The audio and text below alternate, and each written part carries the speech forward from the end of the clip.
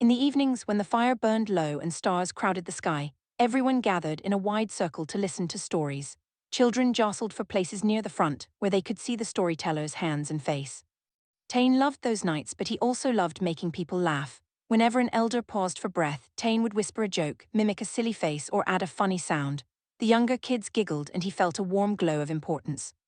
One night, Aunt Myra settled by the fire to tell a story about a long journey and a clever girl who saved her people. As she began, Tane sat in the middle of the children, already buzzing with ideas.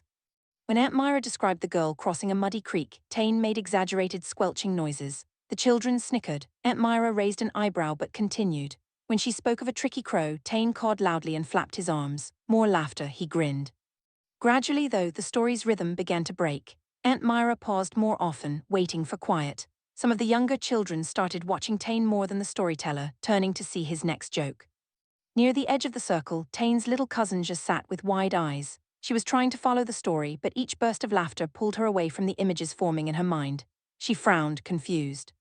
At one point, Aunt Myra stopped altogether. The fire popped, night insects hummed, all eyes turned to her. "Is my story itself not enough?" she asked calmly. "Do we need another story dancing in front of it to be heard?" Tane's smile froze. He felt heat rise in his face. "I was just making it more fun," he said, trying to sound light.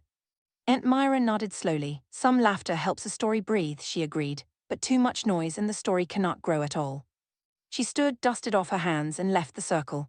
The evening suddenly felt cold and empty. People shifted, murmuring. The children looked at Tane.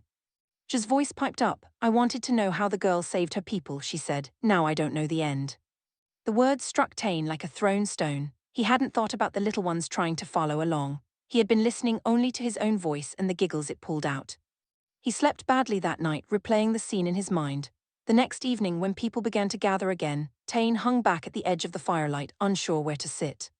Aunt Myra came to the circle with her usual bundle of story objects. She glanced at him as she passed. Tane swallowed hard and stepped forward. "Aunt," he said softly, "I'm sorry for messing up your story. I thought I was helping, but I see now I was pulling people away from it. If you tell it again, I'll listen properly."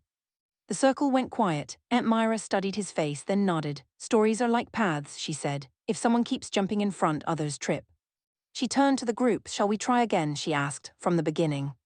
The children nodded eagerly, especially Ja. Tane sat down this time a little further back, folding his hands in his lap. When he felt an urge to make a sound, he pressed his lips together and focused instead on Aunt Myra's words, letting the story bloom in his mind without interruption. As the tale unfolded, Tane noticed details he had missed before: the way the girl paid attention to small signs, how her bravery was quiet, not flashy. He saw Ja leaning forward, eyes shining. When the story ended at last, with the girl guiding her people safely home, there was a soft sigh around the circle, a collective breath released. Aunt Myra's gaze flicked once more to Tane. He met her eyes and nodded.